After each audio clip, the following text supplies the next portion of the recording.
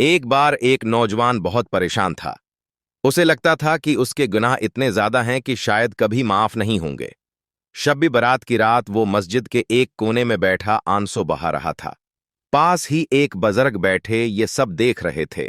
उन्होंने नौजवान के कंधे पर हाथ रखा और पूछा, बेटा, इतनी मायूसी क्यों? नौजवान ने कहा, बाबा, मैंने बहुत गलतियां की हैं। क्या आज की रात मेरी तौबा कबूल होगी? बुजुर्ग ने मुस्कुरा कर जवाब दिया, बेटा, अगर एक माँ अपने बच्चे को थोड़ी सी तकलीफ पर माफ कर देती है, तो वो रब जो सत्र माओं से ज्यादा प्यार करता है, वो तुम्हें माफ करने के लिए ही तो आज आसमानी दुनिया पर आया है।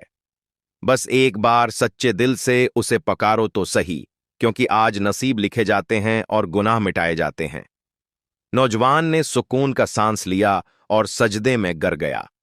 इस रात उसे एहसास हुआ कि माफी मांगने के लिए सिर्फ एक आंसू और सच्ची तड़प काफी है।